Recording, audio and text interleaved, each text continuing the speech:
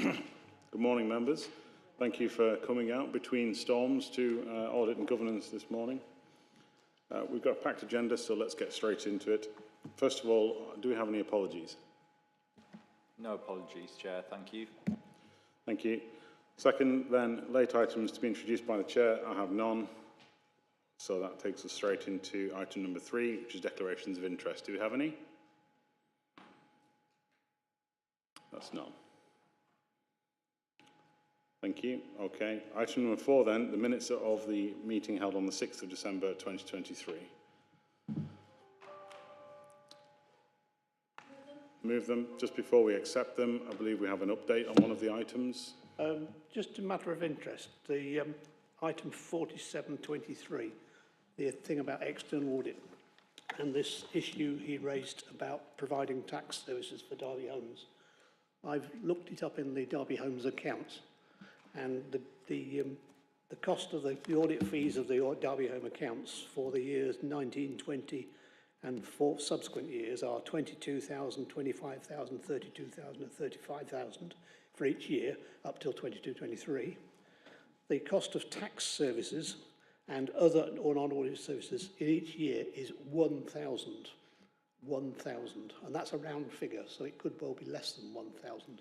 So this whole issue about not signing off the accounts is an account of £1,000. Now, in any reasonable place, that's not only minimal, it's an irrelevant figure. So it seems absolutely ridiculous that they are holding up the whole of the audit because of this issue. £1,000 for tax services and £1,000 for other non-audit services in each of those 4 years. So, you know, I can't see why there's any point in keeping it. Keeping it open. It's irrelevant. It's immaterial in anybody's thing. It's immaterial in a parish council or a town council, let alone a council this size, and even Derby Homes size. It's absolutely ridiculous. Thank you, Mr. Sunderland. That's compelling. As we're in a minutes section, we'll pay attention to what you said, and I'll take some action offline. But thank you for doing the research. Okay, it's proposed that we accept the minutes. Is everybody in favour? Yes, that's passed. Okay. Item number 5 then is to discuss the Audit and Governance Committee's outstanding resolutions. Talk on the matter.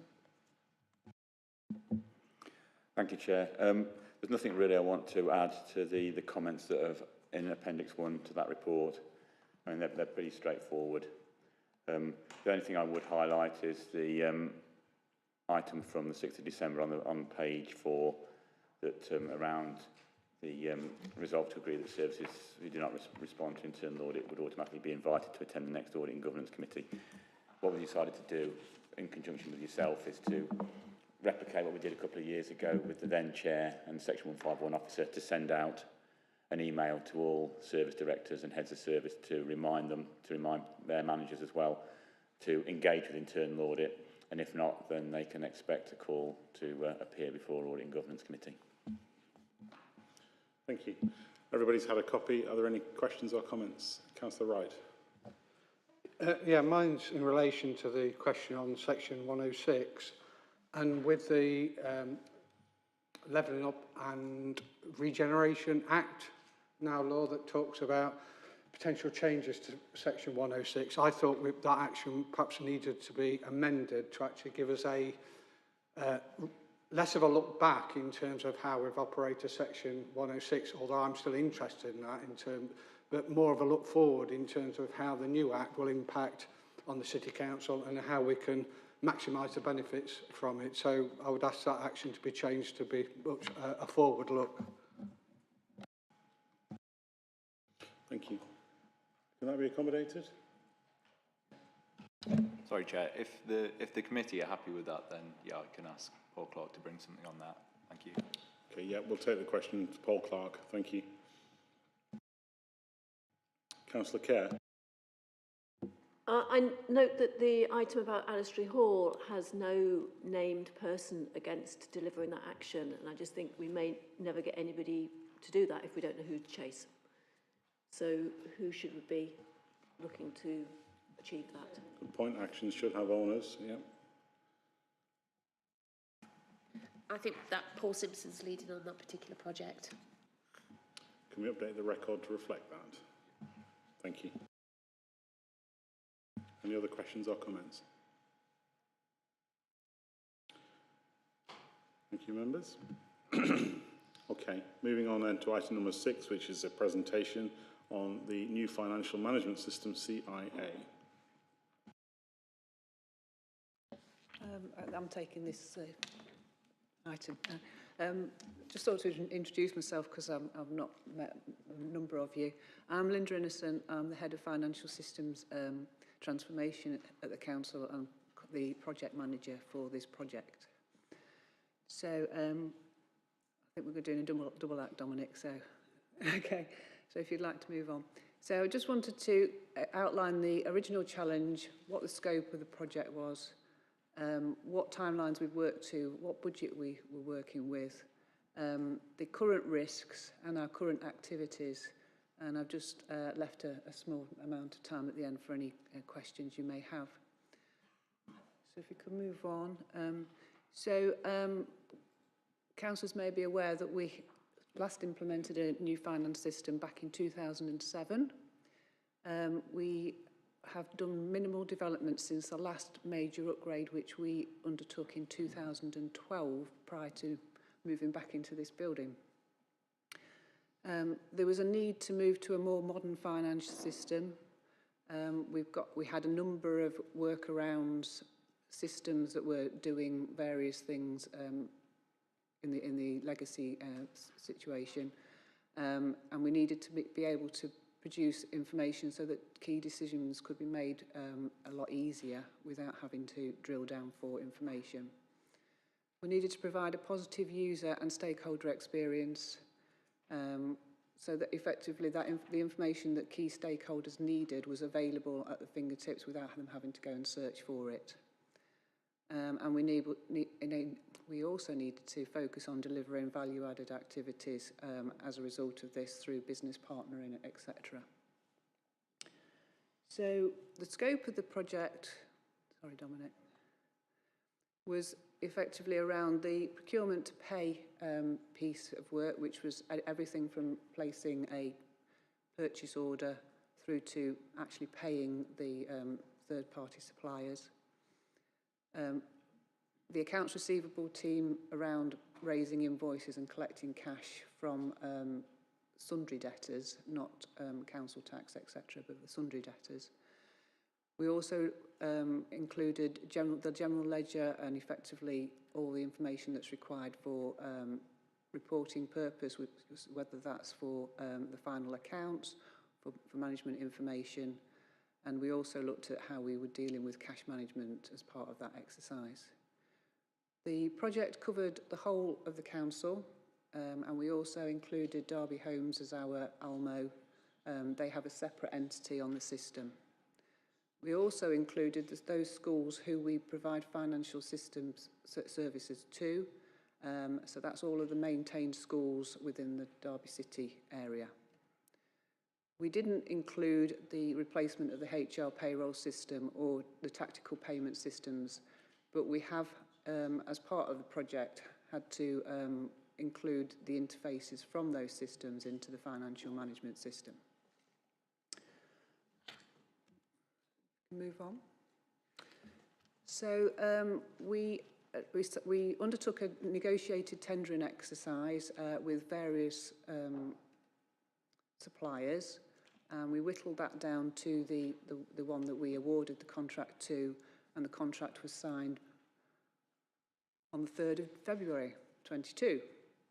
So we then mobilised the project team in April 22, and we actually went live with the core components of the system in April 23. When I say core components, I'm talking about we were able to process payments, we did debt recovery, we started to do management information, but there were other areas where we had to develop components during the next 12 months, which is what we've been doing. So we've been embedding the new financial system, resolving issues that we've identified throughout that time, and then we've got a number of components which I'll go on to that we effectively left to phase 2. So the budget was initially 2 million pounds.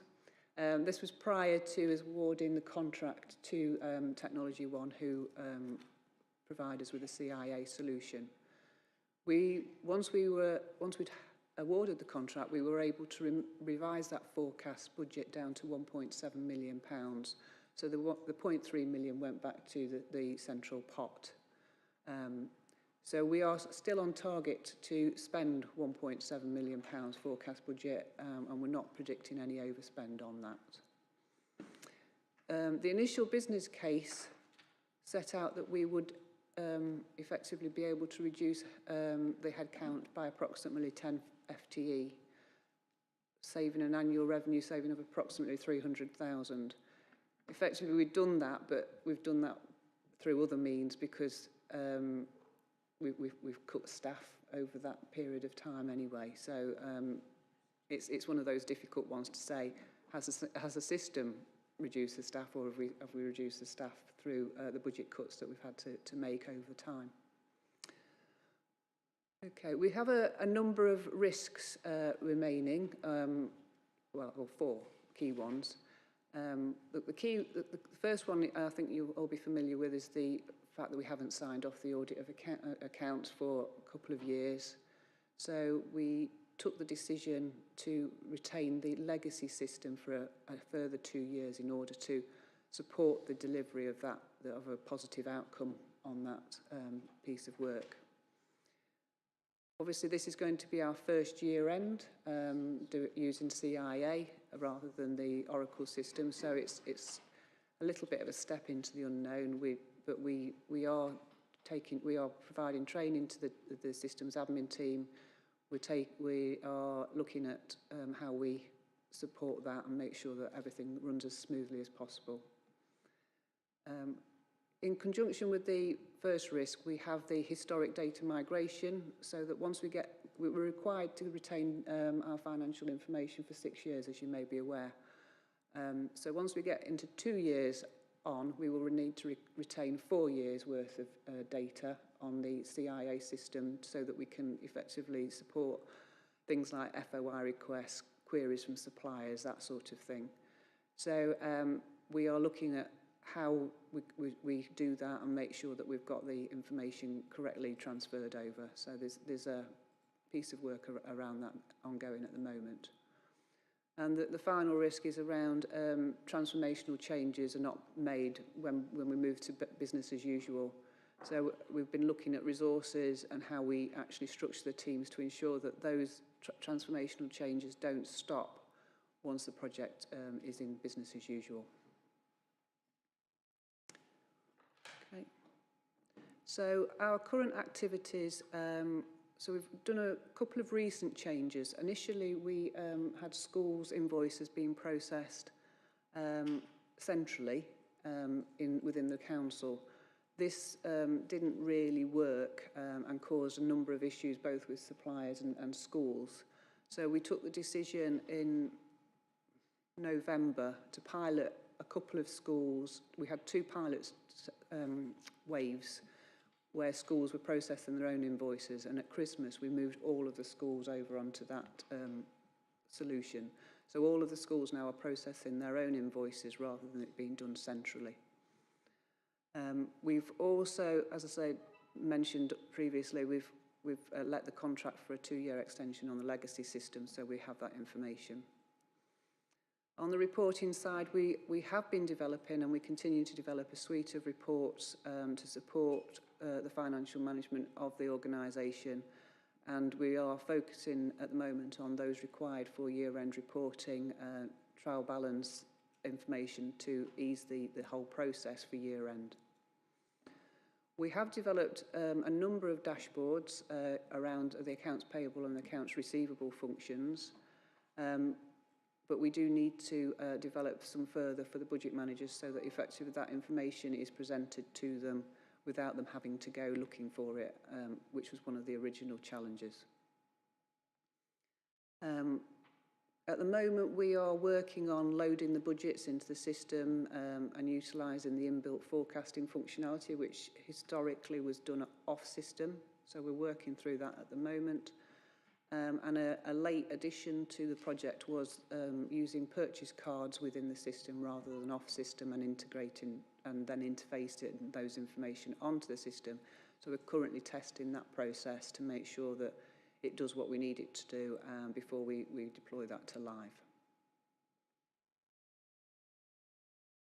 I think I've already mentioned the year-end position, so we've got the training scheduled in, and we're also developing a timetable to support that piece of work. And on the business as usual, we have identified the resources that we will need to support the business as usual going forward, and we are making resources available to continue the development, particularly on business process automation, the development of ad hoc reports when they should be needed, and also that should support the artificial intelligence transformation programme that obviously we're all working on. So that was the presentation. Thank you. Just before I move on to questions from members, I've got a couple of questions. You talked to us about the alteration in headcount for FTEs. I'm interested to know how much of that was a direct result of the project, or how much of that was quite naturally occurring outside the project. I think that's a difficult one to say. Because effectively the FTEs were cut because the system was coming in, but it was at the same time when we were doing budget adjustments. So it's one of those things I haven't actually got the answer directly for that. Okay, that's fine, thank you. And the business as usual state that's coming through now, what impact does that have on the ongoing FTA? Is there a significant change from the current FTE resource requirement to the BAU requirement? Okay, so what it's looking like is around, well, Alison probably ought to answer this, but anyway, it's effectively, Alison's team are looking at resourcing a financial systems accountant, but I believe that's within the existing budget allocation, so that's just a restructure piece of work. And we've also identified that we need that technical resource to do the business process automation. So that's an additional headcount, but we are covering that through the project budget for a limited time.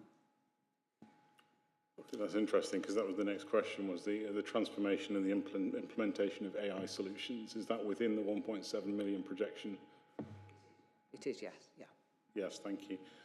Finally then, just interested to understand if there's been any impact on the resource requirement. I'm all about resource this morning, obviously.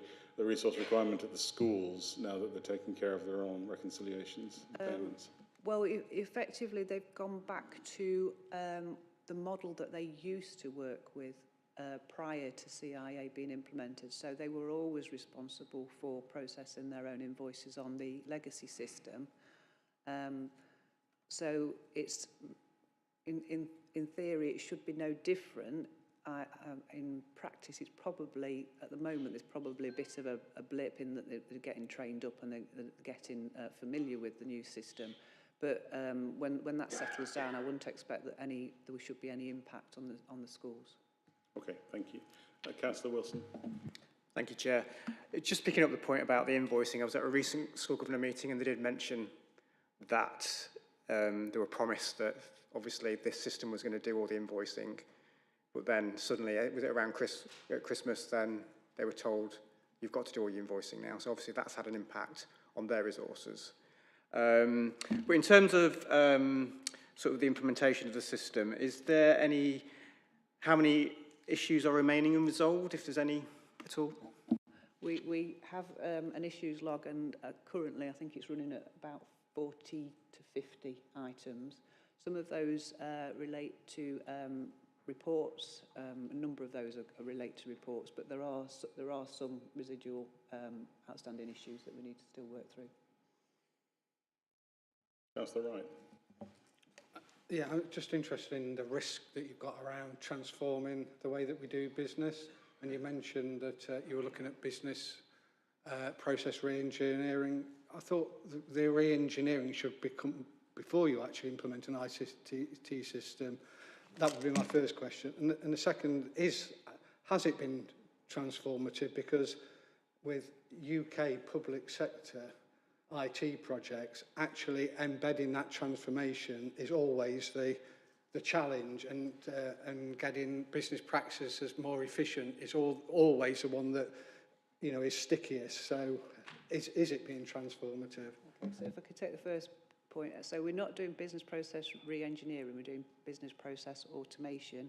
So that is to stop the handoff of from one person to another. So effectively, if it automates the requirement. For example, if you needed to create a new cost centre, instead of it being handed over to 3 or 4 people to get approval, there is a workflow that allows that to happen, and that cost centre is created automatically without people having to intervene. So those are the types of things that we're talking about. On the second point around, has it been transformative? I think that's one where we can put a system in, but it's actually how people use it and how we support them using it.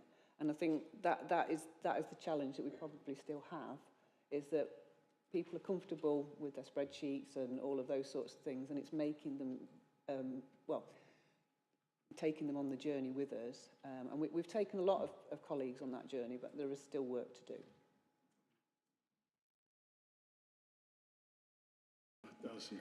Can I just come in just a couple of things there, just on the schools issue as well. Linda said that we'd reverted back to a previous model in terms of the operating model.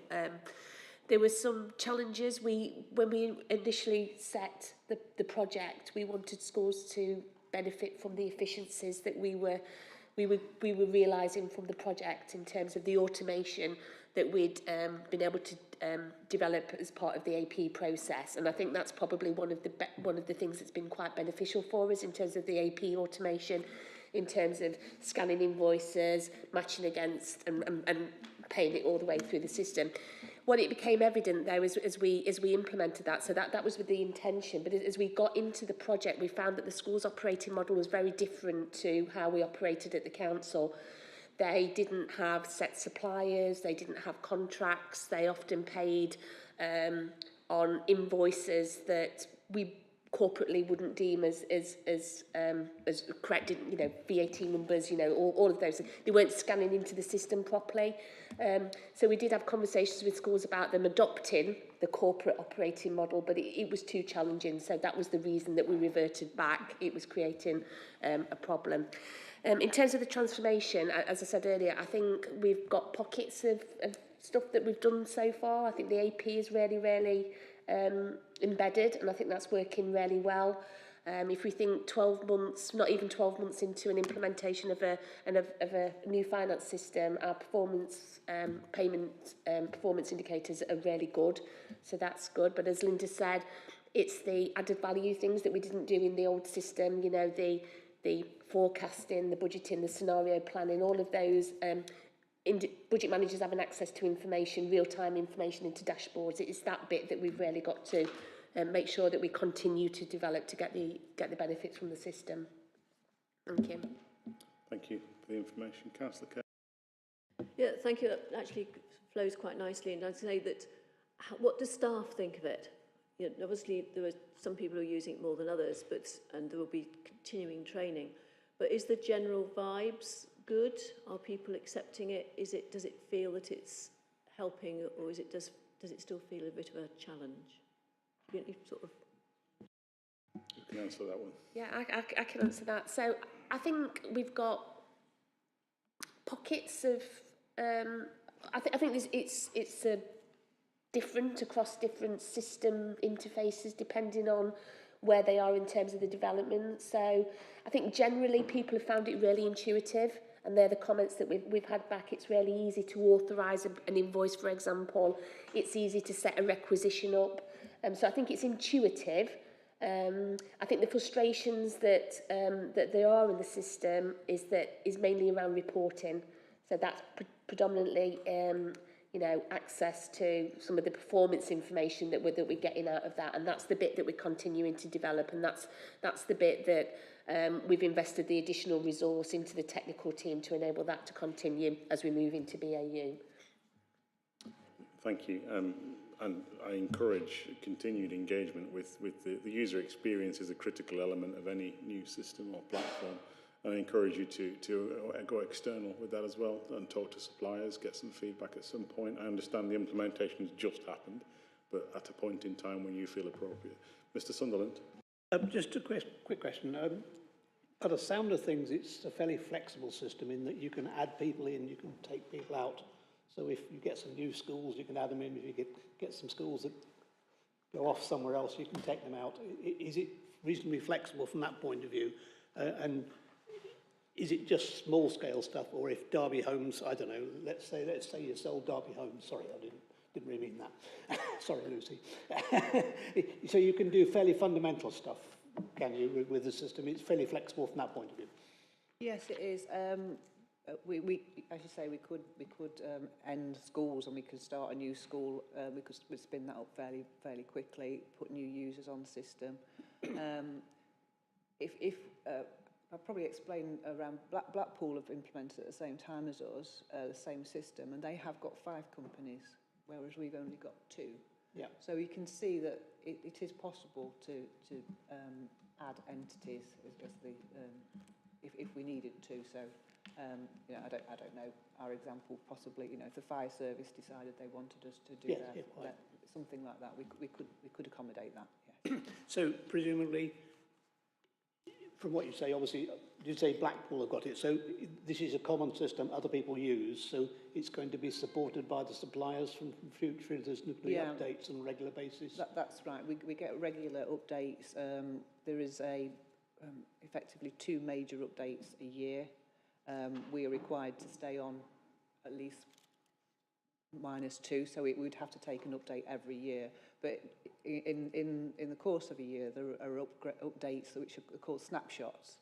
So incremental bug fixes, so we don't have to wait for a major upgrade if there's a slight amendment needed to the system. So we take those on a regular basis, on a weekly basis. Yeah. And is this system signed up for a period of time, or is it open-ended? Is it for X number of years? Or? So the contract initially is for 5 + 5, so we could go for 10 years if that's the choice that we took with the existing contract. Yeah.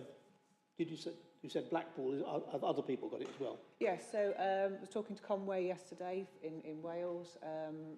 They are probably the big players at the moment, but there are a number of district councils who've also got the product. But they do seem to be very active in the market, and I don't know if I mentioned, but it's an Australian company. They use it a lot in Australia and New Zealand, but they are moving very, very strongly into the UK market. So by the sound of things, Derby is the biggest user in the UK. Yeah, and Blackpool is probably similar. Yeah. Okay, thank you. Thank you, Mr. Webster. Thank you. I'm interested in the fact this is the first year end, and obviously it needs to be ready for that. And you mentioned before about 40 or 50 outstanding issues. Are any of those going to affect the year end work? And secondly, in terms of our friends from external audit, have they been involved or informed of the new system so there's no delay on their work? So some of the outstanding issues do relate to year ends, primarily around reporting, and it's about getting those reports finalised so that our colleagues in the accountancy teams are comfortable with what's actually coming out. So yes, there's still work to do for year end, but obviously we're focusing on making sure that those issues are resolved sooner rather than later. As regards audit, I'll defer to Alison on that one, if I may. So, as this only affects the 23-24 accounts, that will be our new external auditor, which will be Mazars. it won't be EY, so there's been no point having that conversation with EY, particularly as we've kept the legacy system for the historic data, so that doesn't affect EY. I've had a first meeting with Mazars on Monday of this week, so we've just made contact, and this absolutely will be one of those conversations that we'll be having with them. Are there any more queries or comments, observations? I have an observation. For a migration of this scale to happen in such a short amount of time, under budget, I think should be applauded. Well done to you and your team. If there are no more queries or comments, we can move on to item number 7 on the agenda, which is the Risk Management Assurance Update. Thank you, Chair. I'm going to take that. And for members of the committee that I may not have met before, I'm Sarah Walker. I'm the Head of Strategy, Performance and Partnerships. So this is a standard report that is presented to the committee every 6 months. It provides an overview of the work that we have done in the implementation of our risk management strategy and supporting handbook, alongside an overview of assurance that we have in relation to our strategic risk registers. It's worth mentioning at that point that the assessment is made against the last publicly considered risk register, which is Q2. I fully understand that we are in the process of reporting on Q3, and that will go to Cabinet colleagues in due course. So the risk profiles that are presented in Appendix 2 represent those as at the end of September last year. So in terms of the progress that we have made over the last 6 months, there is a summary of this presented in paragraph 4.4 with more details set out in Appendix 1. And this is in relation to how we have continued to work with colleagues across the organisation to develop and embed our risk approaches, our risk culture. So if I can just pick out a few areas for members of the committee to note.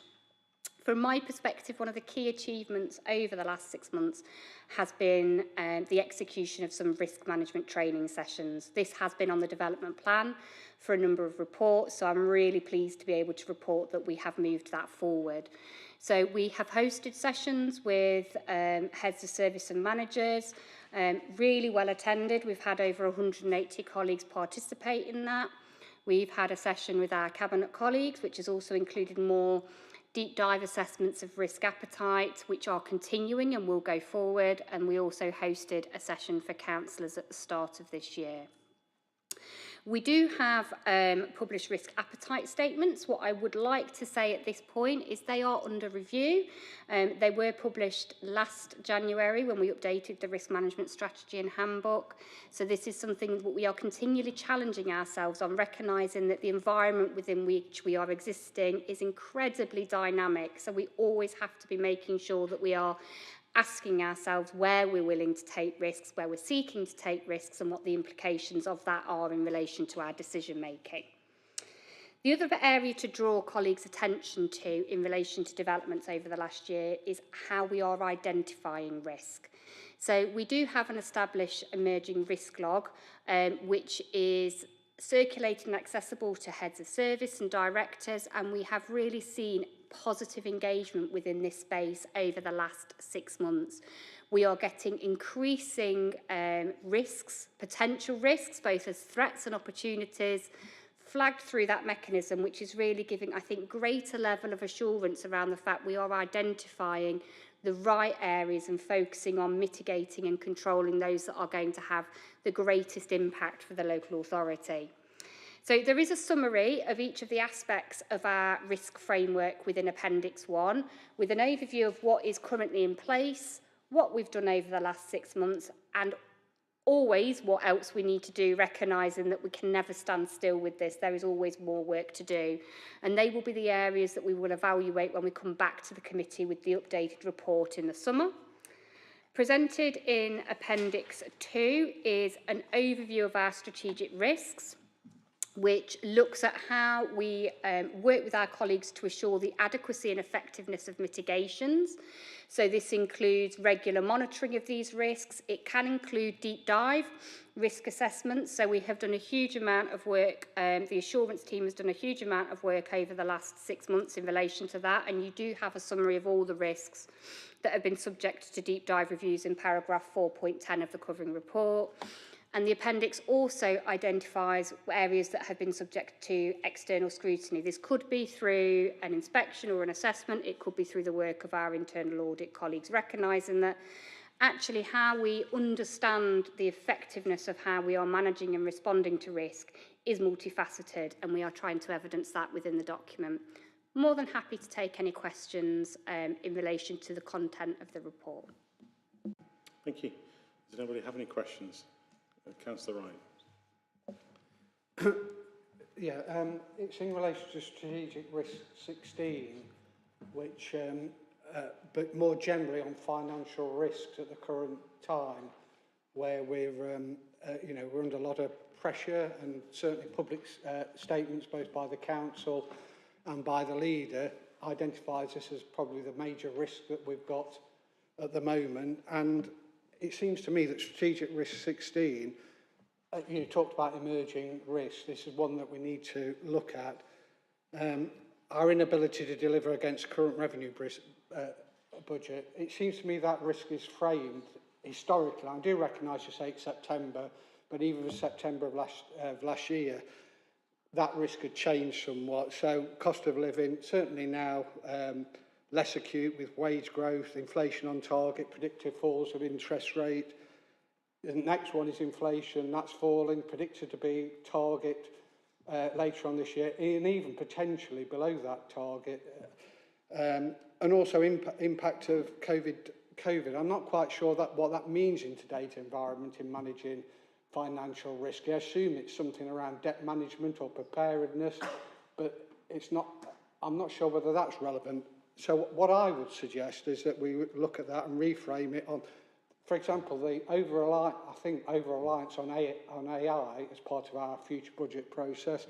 It seems that we are putting a lot of eggs in that basket in terms of managing the revenue budget moving forward. Also, productivity and penetration of technology. You know, I mentioned earlier about this is a common issue in terms of UK public sector. It doesn't seem to be reflected in terms of our budget, how we manage the budget. It's all about, we don't seem to challenge what we've already got. It's just challenging how we need to increase the budget. And finally, I think there's some issues around the longer term as far as Derby is concerned. We are very much focused, quite rightly, on managing the budget at the moment, but some of the things like the attractiveness of the city centre, for me, is a long-term financial issue that we're not really coming to grips with. And secondly, green spaces as well, with the environment issue as well, lack of investment in those areas as well. So that whole issue, I think, needs, in my view, a relook at it to make it contemporary. I'll take this one, because it's around financial planning. Just in terms of the first comments around inflation, cost of living, COVID, they are still quite prevalent in the city and are causing some major financial challenges. In terms of inflation, we're still seeing currently, you know, pay award being quite significant and costing an awful lot of money for the council. Inflation, whilst only running at 4%, we're finding that the cost of services, when we're re-procuring services, the historic cost is still coming through. So we're even though we're at 4%, we're seeing contracts still being quite significant. So those areas are live to us now. As you said, this is a Q2 position.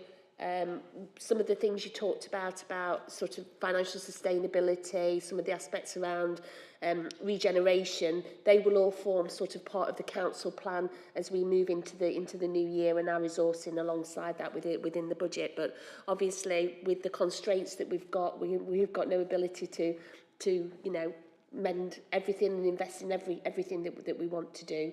But, you know, totally accept that you know, financial sustainability and you know, continued investment into the city and our people is a priority for us going forward. Thank you. Thank you. Thanks for the query. Can I just add to that as well, if that's okay, Chair? Thank you. What I should say as well is the summary you have presented within Appendix 2 of each of the risks is a very high-level summary. So we do publish our strategic risk registers in full. They're actually linked on iDerby, but you can access them through MyDerby. So that's both at a strategic level, and we've also got our directorate ones. So you can see more detail that sits behind, which may answer some of the queries that you had around the wider interdependencies that you would expect to see reflected there. We are looking at the AI risks and opportunities that are presenting themselves. So that's one that I would anticipate the committee will see within the risk register in due course, recognising that that is something that we need to be ensuring that we're maximising those opportunities where we're minimising the threats. And in relation to some of the wider citywide issues, some of these I think probably are sitting within the partnership agenda, recognising that we cannot mitigate and manage that risk in isolation. So they would be areas that would be considered through our partnership board as well. Thank you.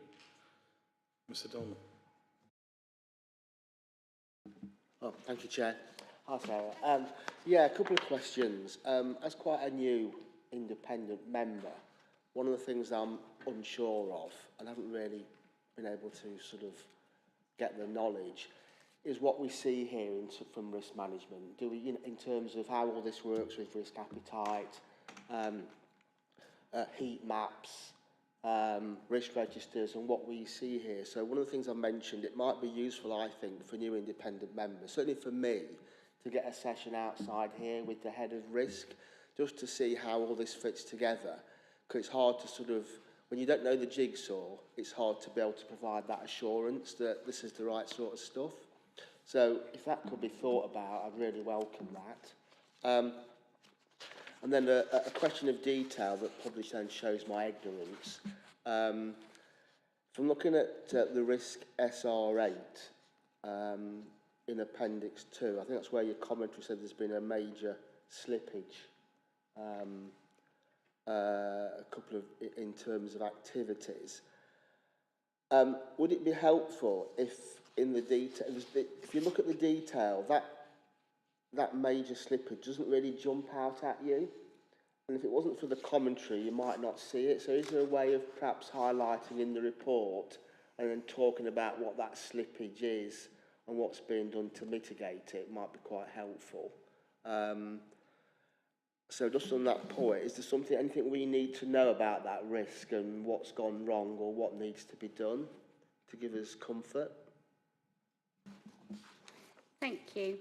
More than happy to have sessions with colleagues in relation to risk outside of the committee. We have also got that opportunity to have a training session. We just needed to identify that date, but we are more than happy to have specific sessions with colleagues around our what we're doing in relation to risk management, our areas for development, and how everything fits together. So I encourage, obviously, Dom to pick that up with me, and we can organise that as appropriate outside of the meeting. In relation to this specific risk, and again, this is where having sight of the full risk registers, and what we've tried to do is, as the committee, and I look to those members of the committee who have been on the journey with me, have matured in terms of how we're looking at risk. We have, obviously, the risk registers are available. We published a summary within this report for consideration because actually it is around the assurances that you have. So for each of our risks, there are a number of established controls, all of which are in place for this risk. And the areas of additional action are where we can seek to further mitigate, and that's where there's been an element of slippage.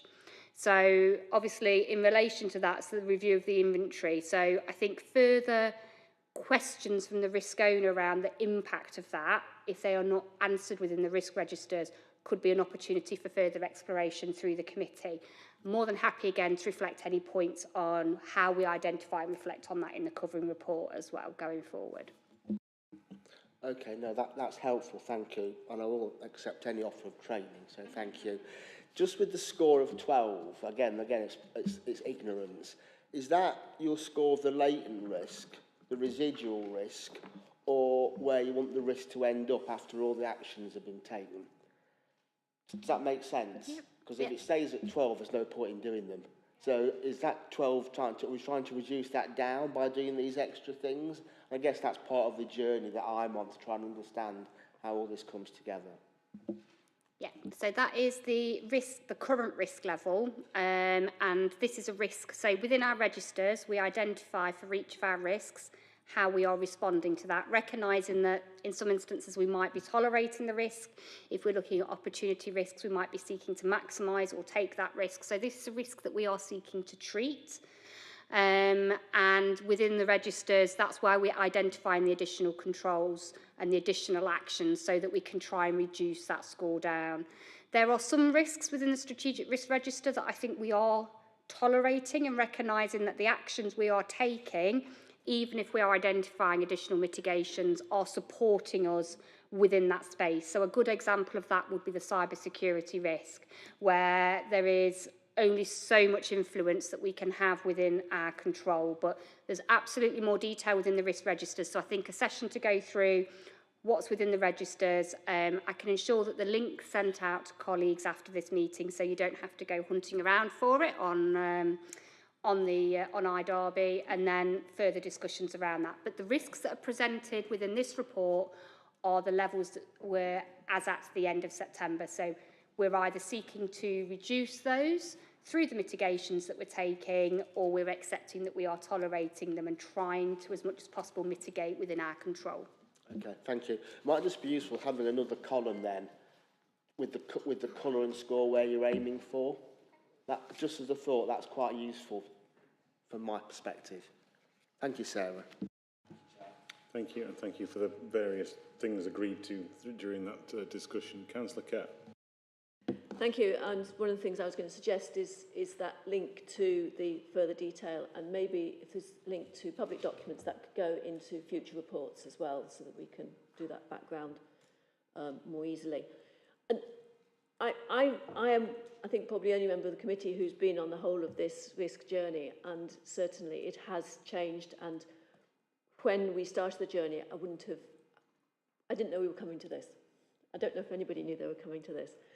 But where I feel that there is that gap, and it would partly be addressed by that background information, is that we can take the assurance that these things are happening, that there is processes in place, that we're identifying, and it was really encouraging to hear that people are logging the potential risks and opportunities, so that I think that shows the embedded learning more widely in the organisation, which is really important.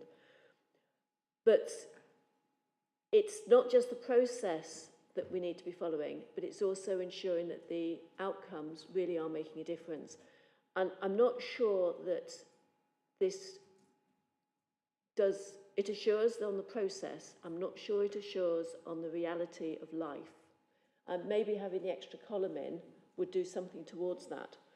So, for example, and yes, this is going back a bit of time, but in terms of the SR16, which has already been mentioned, and our budget, we're doing everything we can, but is it enough? If we're going to be relying from now, as opposed to the end of September, so much on AI, is that actually reducing the risk to our budget, or is it potentially opening us up to greater risk because we don't yet know if it's deliverable?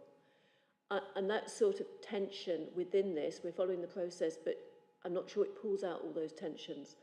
And similarly, on the health and well-being, we've got controls in place, we've got actions in place, but are they actually making a difference? Is there something underlying that we're ignoring and we're not being alert to? And I think we could ask those questions about everything. And I suppose I want the assurance that those sorts of questions are being asked each time these risks are being reviewed. And if there was something there that needed flagging up and looking at in a different light, it would happen. Thank you. Yeah, so I'm more than happy to respond to that. So every time we are working with our colleagues around risk identification, risk analysis, redefining our risks, understanding the impact of our mitigations, we are always seeking to challenge ourselves around the difference that we're making.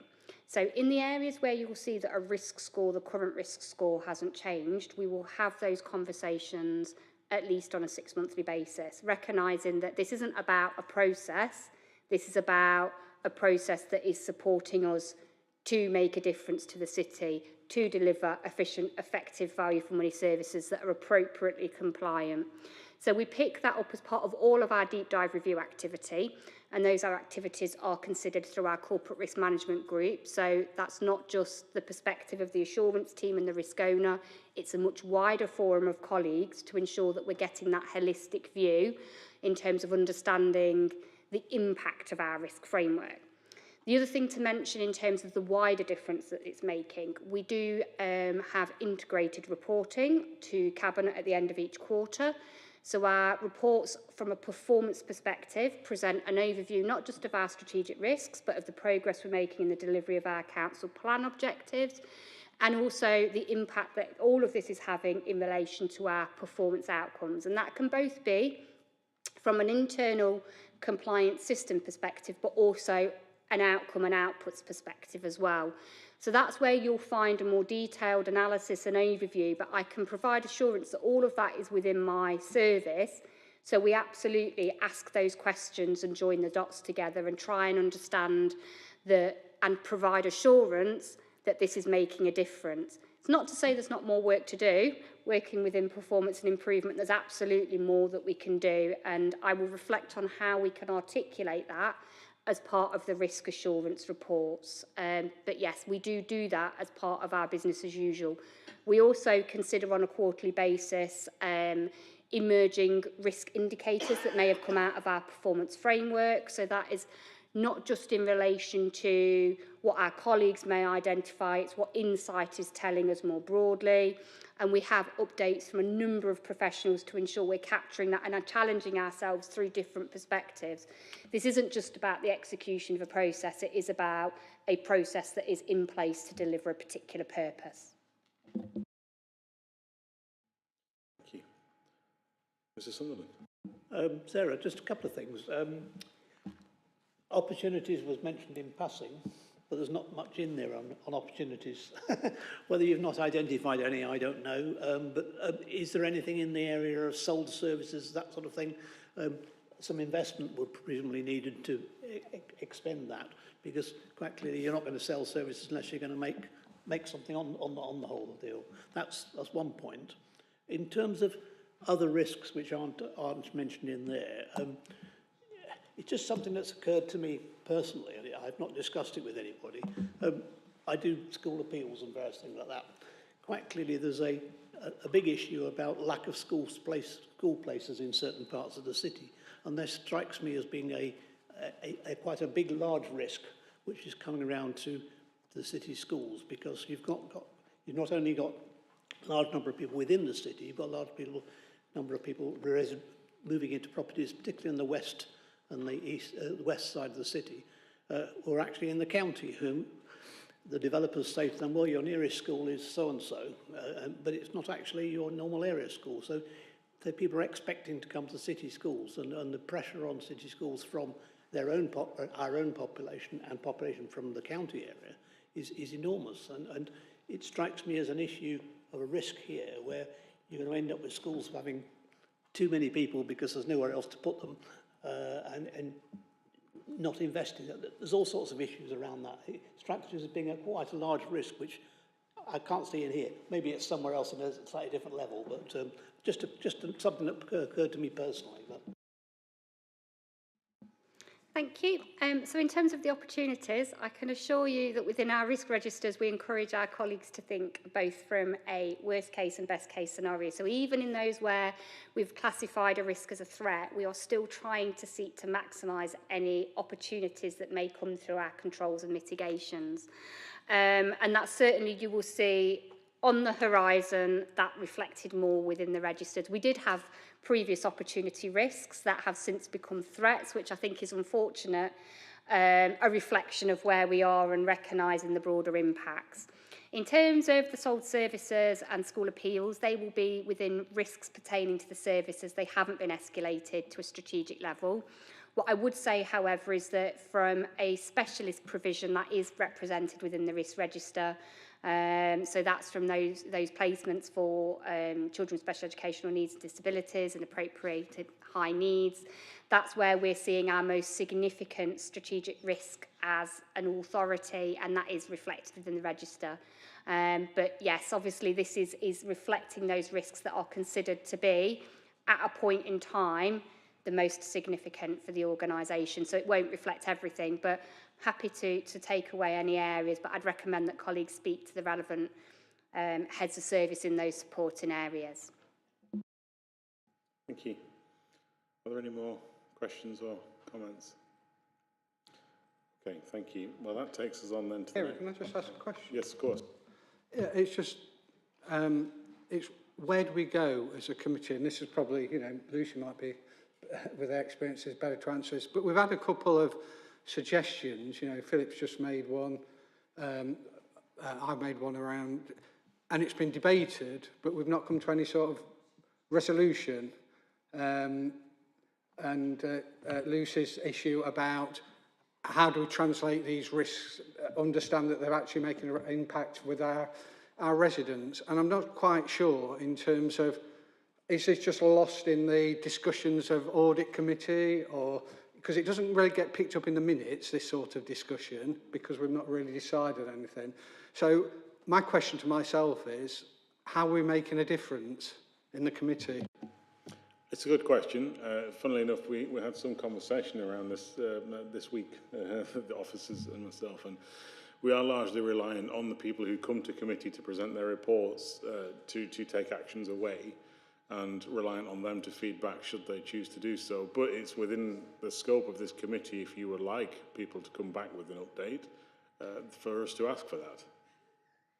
Yeah, you know, it might be my lack of experience as a councillor, but it just does seem a bit frustrating that, you know, issues are raised unless we actually formally action, or it is, you know, somebody does pick up the baton and come back with it, that we, you know, constructive discussion doesn't really have any outcome, and that's what we're trying to achieve, outcome for our residents. Yep, it's a really valuable point. I think that we could adopt more of a mentality around giving advice and requesting an update. A number of letters were dispatched from this committee in the last meeting, and regrettably I hear that we very rarely get replies to these letters, and I understand that to a degree. But it's something we can think about, requesting updates rather than giving people the benefit. Councillor Kerr, did you want to respond? Yeah, just I think for me, and it's just my opinion, I think that there are three things. One is the reaction from officers to listen to us and take away and do what they feel is right as a result of the conversations and our comments. The second thing is the awareness of ourselves and the comment about training, which I think is really important. We all need to do training. It's always, situation's always changing. I think that is an important thing because the conversations we have here will highlight the gaps in our own knowledge, or either in terms of the process of audit and governance, but also in terms of the council more widely, so the way in which the council works. And then I think there is that third point where we highlight something which needs to go on our continuing items list. So I think there are those three levels, one addressed to us, one addressed to officers, and one to the committee more widely. But I think the more we learn, the more we can reflect on what we're being presented with, ask those challenging questions, and it's through that communication that happens. All very good points. Sarah, as the matter was raised during your report, are you prepared to respond to the actions that you've taken away back to the committee?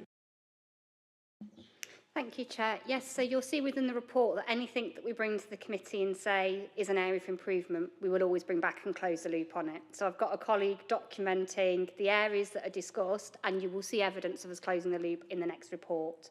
That is how we work from a kind of improvement perspective, and we're collectively seeking to strengthen our overall approach to risk. So you will either see it reflected within some of the documentation, or it will be identified within the covering report. Specifically in relation to my items, obviously I can't speak for other areas that are considered by the committee.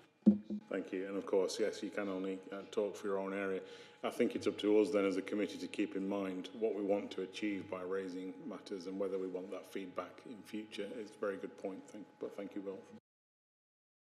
Included in the minutes, the various items that have been suggested as way forwards. I mean, because at the moment the minutes are fairly,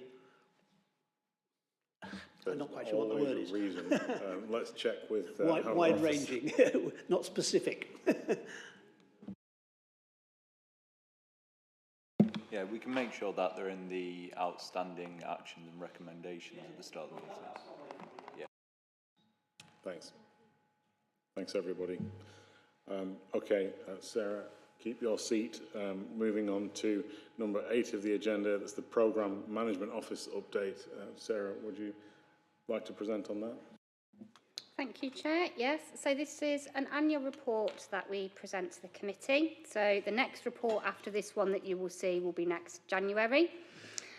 We have an established programme management office in place, and this is made up of a lot of component parts. So I have an assurance team within my service who's also responsible for the risk. So we've got really clear alignment there as well. We do have a programme management office board that considers gateway review activity and also supporting professional advisory groups that sit underneath that in terms of seeking assurance around the effectiveness of our programmes and programme project activity as they move through the programme cycle. So in terms of the purpose of this report, it's really just to provide the committee with an update on the progress that we've made over the last year in enhancing and developing our overall approach to assurance in relation to programmes and projects. Obviously, I cannot necessarily comment on the specifics of individual programmes and projects as part of this report. So things that we have specifically done over the last year that I'd like to draw the committee's attention to. So one of the things that was outstanding in previous reports considered by the committee was the centralisation of project management and programme support. This has happened. And there is the project and change hub within corporate management now, who works really closely with the assurance team in terms of making sure that we're maximising those skills across the organisation. We are doing more risk-based reviews of programmes and projects. So where possible, we're also trying to align this to our strategic risk register. So if we know that there are things on the horizon that potentially present us with a significant threat or a significant opportunity, either through the scope, the financial position, any potential savings that need to be delivered, we will consider them on a more regular basis with those programme and project leads outside of their board meetings to ensure that we're seeking assurances on how they are identifying and managing risk, how they are evaluating the progress that they are making. So you'll see some examples within the report, and that's something that we review on a regular basis to ensure that we are providing an overview of what we're doing and supporting the successful delivery of the objectives that we are aiming to achieve through our programmes and projects. We have, as part of our commitment to continual improvement, undertaken a review of the effectiveness of the arrangements that we have in relation to programme and project management. It is reflected within the strategic risk register as a risk. The score did reduce last year, but it's the same, it hasn't changed this year. So that was led through our programme management office board. It was attended by professionals. So we have an assurance and development group who advise on our programme and project assurance activity, really to challenge ourselves around the questions that the committee has been challenging itself about today in terms of what difference are we making through all of this activity and investment of capacity and time. And that is seeking to shape where we go over the next 12 months in relation to the work that we're undertaking. We do have a project manager network in place, and a lot of the training and support that we've delivered over the last year has been through that mechanism, and we do recognise that there's probably a need at this point to do more training. So that's something that's in progress and is a priority for us going forward alongside the project and change hub. And we are working with our internal audit colleagues on the development of a wider assurance framework. So some of the, I suppose, responses to the questions that we had in the previous item around the interrelationship between risk management, our assurance in relation to programmes and projects, performance management, the work of our internal audit colleagues, external inspections and assessments, working to seek to make sure that we are pulling all of that insight together and really understanding the adequacy of what we're delivering and the effectiveness of what we're delivering from a service perspective. So presented in paragraph 4.5 gives you an overview of all of the gateway activity that the board, the Programme Management Office Board, has considered over the last year. So you will see it's always a busy programme of activity and we consider various different stages, and you will see programmes and projects coming back through the board for consideration as they progress. In terms of those gateway decisions, what I would say is at each stage of our review activity, we will capture the recommendations that we make and the support that we offer to our programmes and projects to improve the effectiveness and chances of delivery. And we have a decision log that shows the impact of each stage of intervention that we offer to try and support that successful delivery. So we do have that in place for everything that's considered through the board. I think mentioned earlier on, we do have a project management platform. So this was introduced a number of years ago to ensure that all of our programmes and projects are held within a central location, that we have all of our templates within that location that are based on good practice, and that if we do make changes to those, our programme project leads have access immediately to that. We can identify where there are collaborations required for particular programmes and projects. So at the end of September, we had 126 open programme and projects. Now, I would say they are varying in size, so they won't necessarily all hit the gateway criteria for areas that we consider through the Programme Management Office Board, but they are there following the same methodology, using the same tools in terms of highlight reports, issue logs, risk identification. So we've got that consistency of understanding, and that is something that is available to our internal audit colleagues as well. Other things that we have sought to strengthen over the last year through the work of the wider activity in relation to our programme projects is our PMO pipelines. This is our Programme Management Office pipeline. To make sure that we are aware of what's on the horizon, we're providing assurance at the right time in a project cycle. Now, a lot of what we do, obviously, is in relation to key gateways within the delivery cycle. But as I've said, we will look at high-risk areas more regularly or high-opportunity areas more regularly. And that we will go through certain activities where we may ask for an update from a senior responsible officer or a programme or project lead, through to either our assurance and development group or our programme management office board on a more regular basis if there is a considerably long period of time between gateways, just to ensure that they are remaining on track. Those that are within our council plan are reported on as part of the quarterly performance report. So you will see updates on those programmes and projects within that report. So members of the committee that are on the executive scrutiny committee will have the opportunity to review those activities, and they are obviously available for all councillors as public documents. So you'll be able to review those activities. In terms of where we are going with our programme management office, we again recognise we never stand still. We have been seeking to develop where we're going, so we're looking at some of our tools and templates, constantly challenging ourselves, but without too often challenging ourselves that we are changing things, too frequently for our colleagues. So we are looking at where we can make further tweaks and changes in terms of the guidance that we're providing to our colleagues. We are looking to host some training, and we will be working to progress the assurance framework work with our internal colleagues.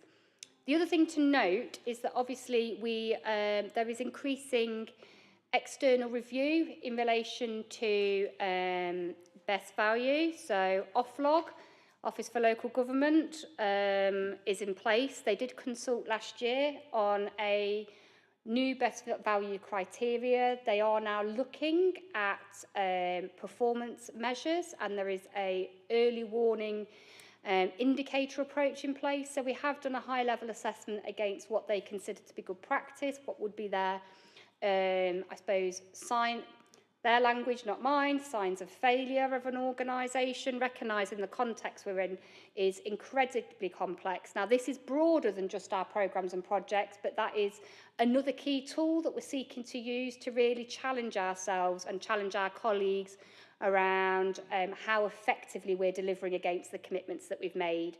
And that's probably something that I would encourage the committee to consider in the future, because that really does cut across a lot of our governance activity, not just from a risk perspective, but from a performance perspective and overall compliance financial perspective as well. As with the previous report, I'm happy to take any questions. Thank you for your report. Does anyone have any questions? Councillor Kerr.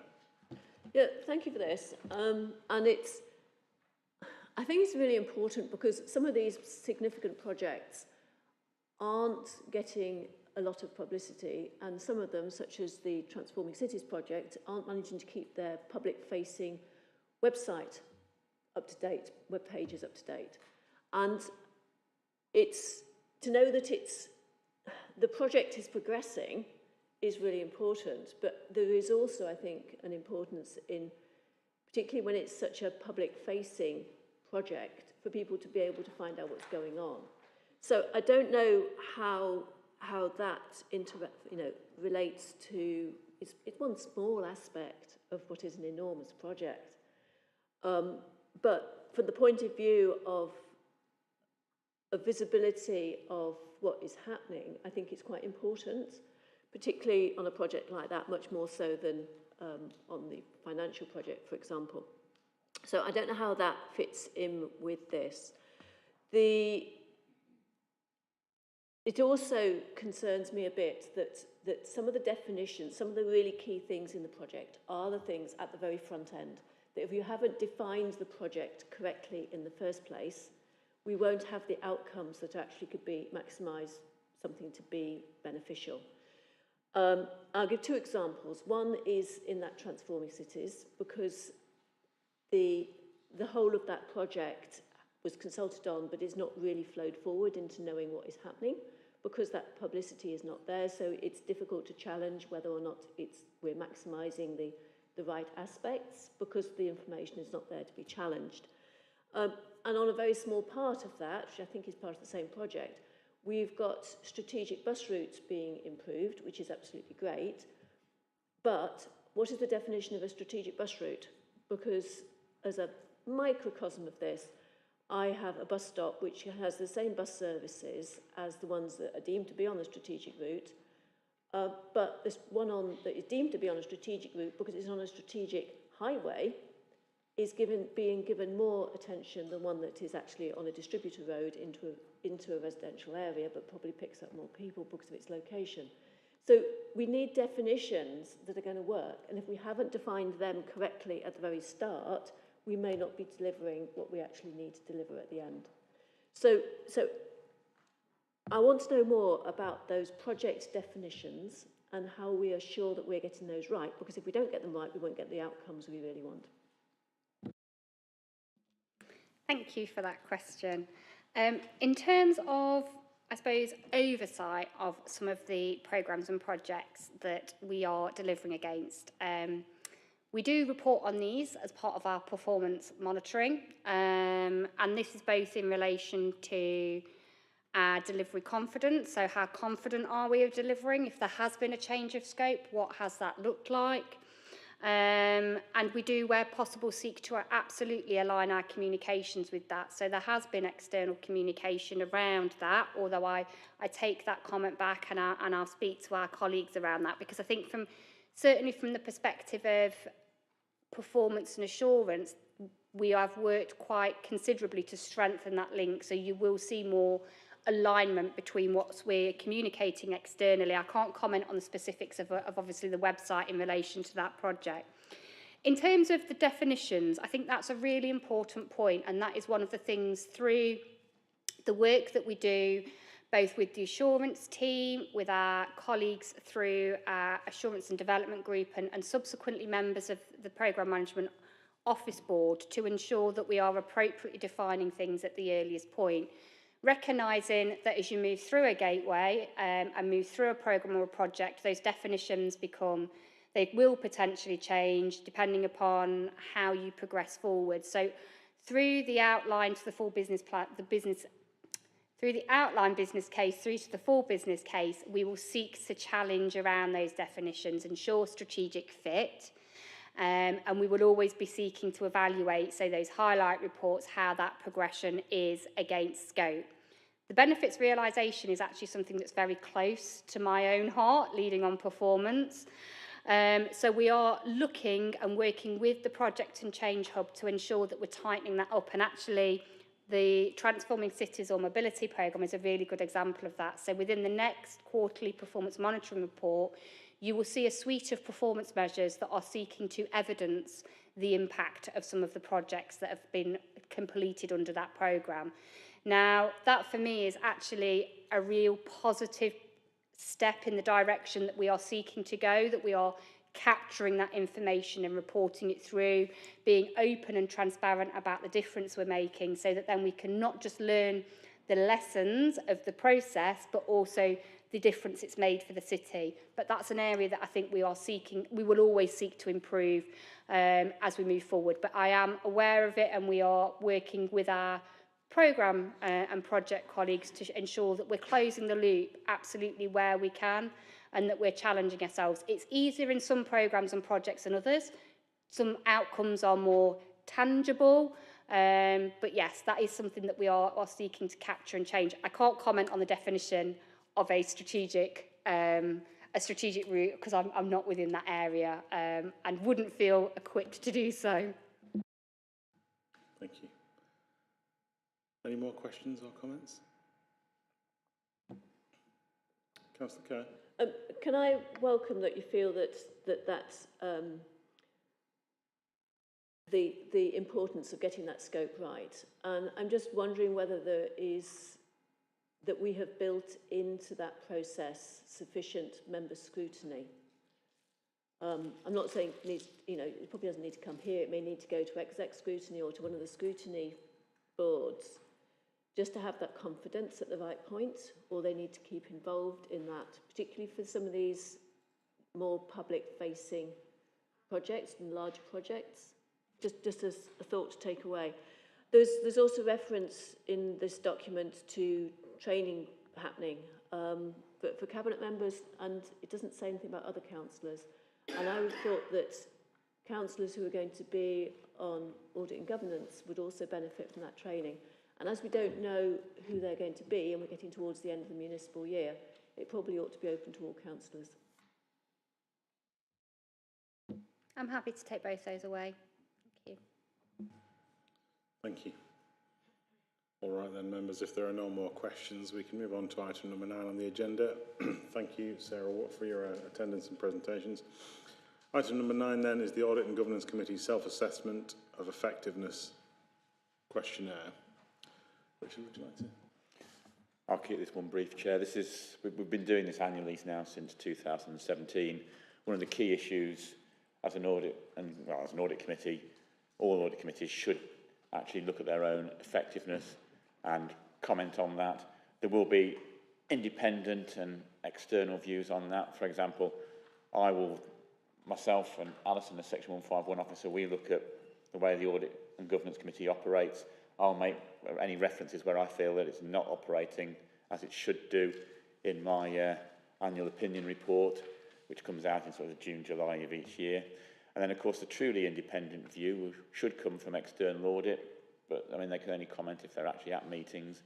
And that has decreased a lot over the years. I mean, it always used to feature, what their opinion of how effective it was. In those days, the Audit and Accounts Committee always featured in their reports to those charged with governance, which was effectively the Audit and Accounts Committee at that particular point in time. But I understand it's difficult as well in that we have over the years, we've had a new committee virtually every year. There's very few committee members, only Councillor Kerr and Philip Sunderland, that have been here for a number of years. So, surprisingly enough, Philip's already done his questionnaire, so he's got the brownie point. But it's one of those things that it is difficult as a new committee member and as an independent member to actually assess if you've only done a few meetings. Well, we understand that, and there will be times in this, when you're doing this, that you might think, well, I don't really know the answer to that. Unfortunately, as has been pointed out to me, CIPFA haven't kindly put a don't know column in there. But if you just leave that area, that particular question blank, then I'll understand that it is an issue that you're not fully au fait with, and you don't wish to comment on that. What I do at the end of all this is have a look at them all, pull everything together, and see those areas where members of the committee have identified areas where they think it's not working as well. What I do then is sit down with the chair, and we'll flag that up, and then if we feel that it needs anything, we'll come back to committee with a report outlining any future actions we feel we need to take to improve the effectiveness of the committee. What I would say is, if you could please do that. We've never had 100% response rate, and it'd be great if we could this year. But I've given you just over a month, so for Monday the 26th of Feb to get them all back to me. That gives me time to have a look at them, speak to the chair before the March meeting. So I really want to say on that one, Chair. Thank you very much. Can I echo that? In summary, the questionnaire looks like that. Everybody has a copy digitally and on paper. And for clarity, the expectation is that every member does complete this. It can be done anonymously. If you prefer, you can send it to me and I can send it in bulk if you prefer to remain anonymously. But the key thing is please complete it. Your opinion on this matter is crucial and important. Thank you. Are there any questions about that questionnaire? Mr. Webster. Just a few points, really. I think you've answered the questions already. I was going to ask if anybody else was going to do it apart from the audit committee itself, such as yourself, Richard, or Alison, or the external audit. And I was going to ask about results being reported back to us. And is it then going to be used to inform or produce a training plan for the committee? I think you've probably answered most of those already. Just picking up on the training plan, we have used it in the past to identify actions and taken that forward. Where we felt we needed training for the members of the committee, we've added that in. Where we thought they needed improvements in the way the committee works, we've added those in as well. So we have had action plans in the past, and it can feed into a training plan. So once we see the responses, then that will dictate really where we go from there. Thank you. Okay, if there are no more questions, Councillor Kent. Can I just say, I think that point of asking officers who regularly attend for their views, such as Alison, I think that's a really useful point. It'd be interesting to know what Sarah thinks as well. And to bring that into the wider thinking of how we're doing, I think that would be really useful, and it could be anonymised through the process.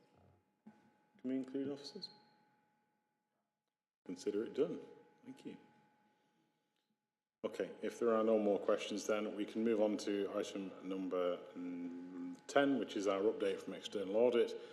We don't have anyone here from external audit today, but we have had an email of apology, which I won't go into any detail on. Effectively, it reminds us that they're focusing on the DCC's value for money responsibilities, and they aim to have a report, the results of that report to us by March. And I think that's all there is to say on that matter, and we'll move on. So item number 11 then is the Audit and Governance Committee updated work programme for 2023-2024. Thank you, Chair. One of the things we need to do is to bring the programme back, and I know I've changed the format of it slightly. There's comments about the fact we'd grade out things in the past. So what I've done is I've brought everything back in and just put ticks and crosses about against those items that have appeared before committee and those that haven't. And also, given where we've moved things around, such as things coming into that didn't appear at the December meeting, what's happened to those, etc. Really, just to keep committee informed as to what reports they should be expecting and what meetings. And of course, then again, there's the great long list at the end of reports around external audit and other various things there as well. And again, I can't schedule the external audit reports at the moment, so I'm not quite sure. I have asked questions, and the message has come back that they're not prepared to bring a report just at this particular moment. The one I was expecting was the the audit plan report for 22-3 audit, as they've now, as you've just said, Chair, they've started the value for money side of things, but I've been told that they're not planning on bringing that report just yet. Thank you. Does anybody have any questions? Mr. Sunderland. Just effectively a question for Alison, really. Have you effectively written off the old EY?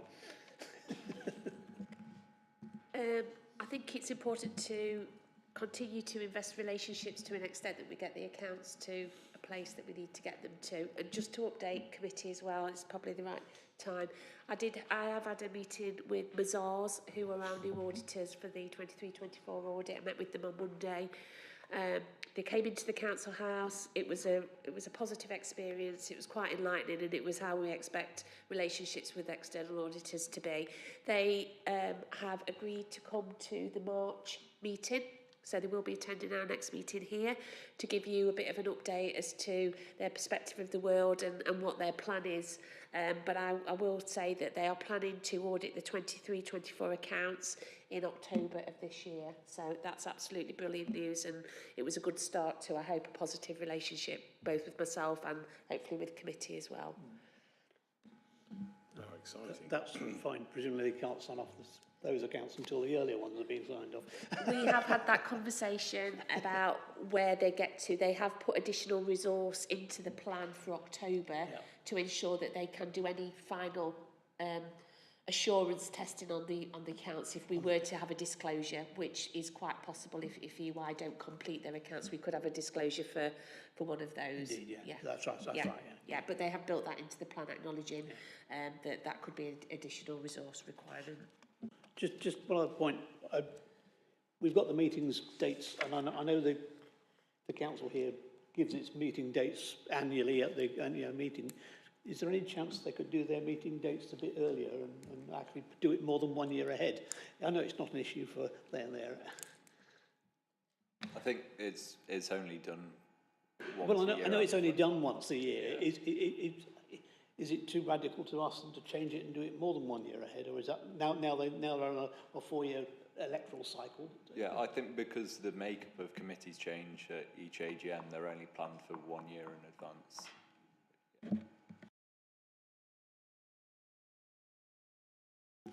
Mr. Tolman.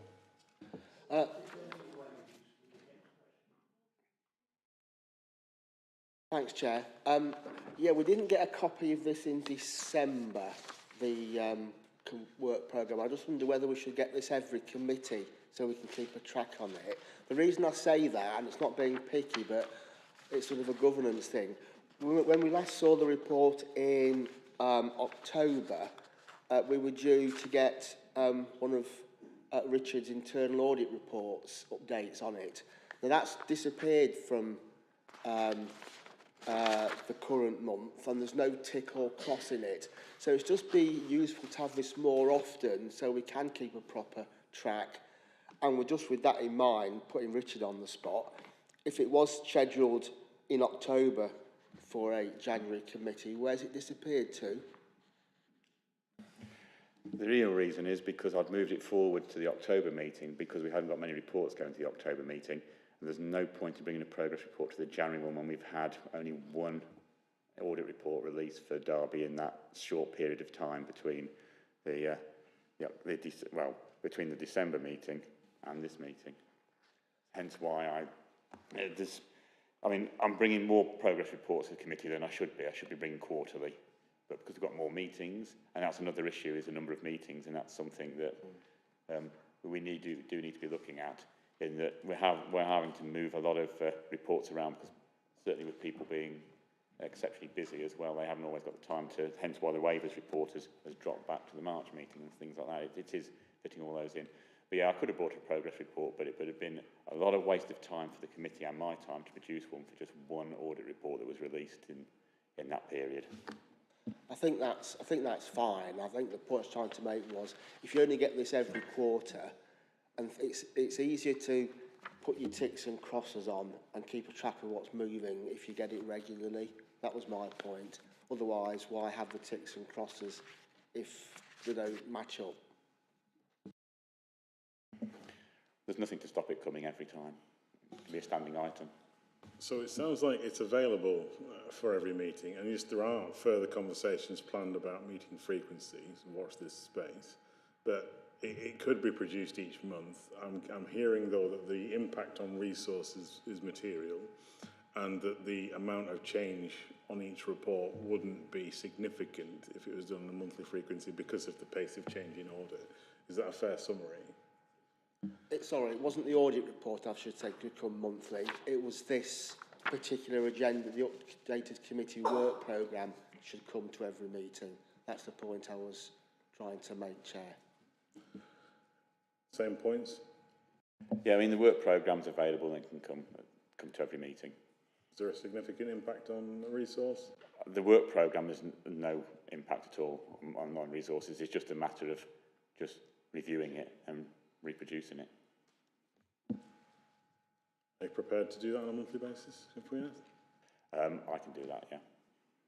Okay, thank you. Councillor Kerr.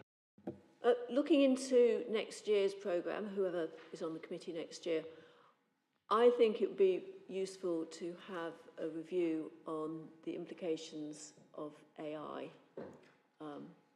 It's clearly going to be a big issue this coming year, and for the committee to have a starting point for that, I think would be helpful, to have a feel for what the officers think it's going to include and what the implications can be in various areas to do with fraud, data handling, data security, personal data.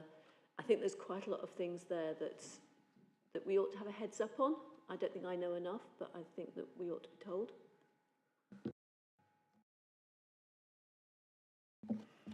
It's certainly an item that committee will need to be made aware of. We can organise that with the relevant officers. Thank you. I'll leave it with you to progress that. Thank you for the question. Are there any other questions on the work programme? Okay, then let's move on to the last item on the agenda, which is the Treasury Management Mid-Year Report 2023-2024. Thank you, Chair. That's me. I'm going to start by firstly apologising.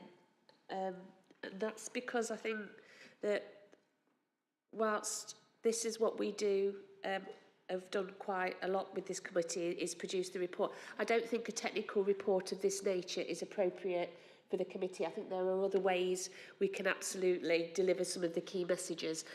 So I have spoken to my accountancy teams about how we can present this to you in a more user-friendly way for the future. So just to let you know that I don't expect you to all be Treasury specialists, and the report is quite technical. So just to let you know that in the future we're going to look at how we present this and focus you on some of the salient points that you need to focus on as a committee. So I'm just going to quickly take you through some of the points to highlight really as part of the mid-year report. I mean, the report looks at our borrowing and investment activity. It also looks at our performance and compliance, and I think the compliance is a particular area that we need to focus on as a committee.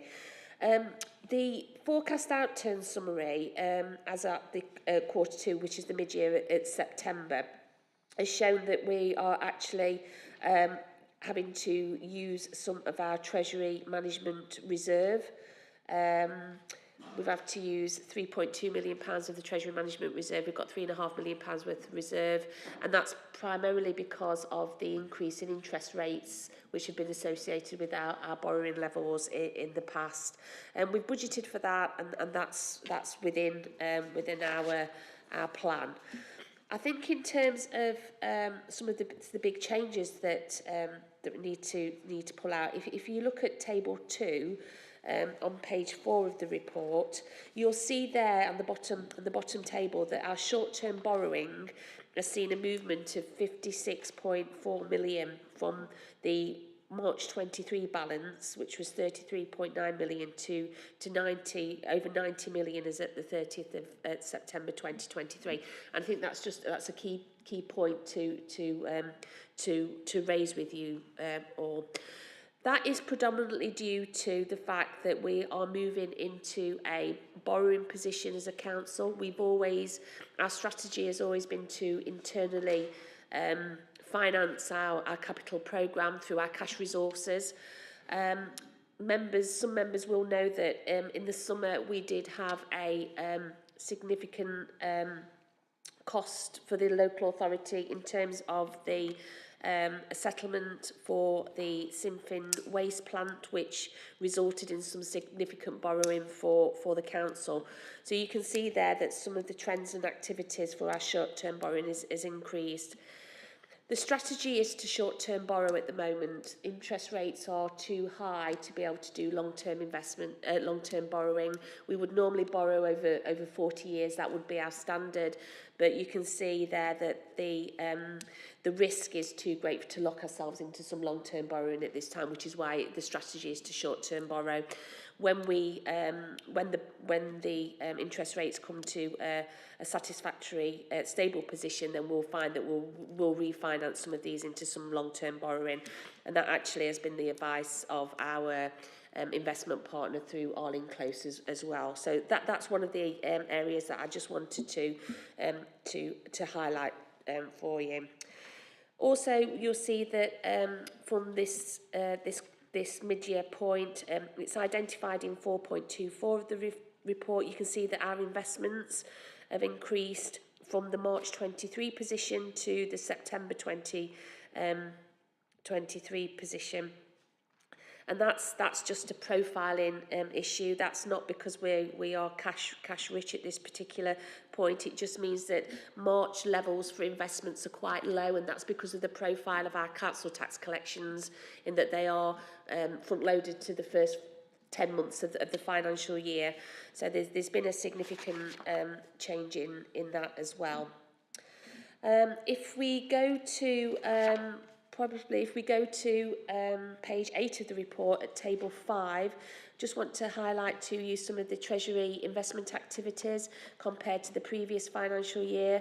And you can see at the bottom of that table 5 position that we are getting a higher rate on our investments that we'd anticipated, and again that's linked to the higher inflation rates. We're getting a return on our investments of 4.67% compared to 3.5% last year.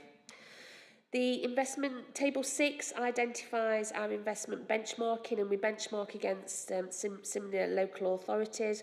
And how we do that is through a weighted average maturity score, a WAM day. You can see that we're way out there in terms of our WAM position at identified as a 1 against similar local authorities at 47 and 11, and that is because we're short term. We're investing short term, overnight, our cash flow, because we're trying to in turn finance our internal borrowing. So that is a strategy, and I'm absolutely comfortable with that.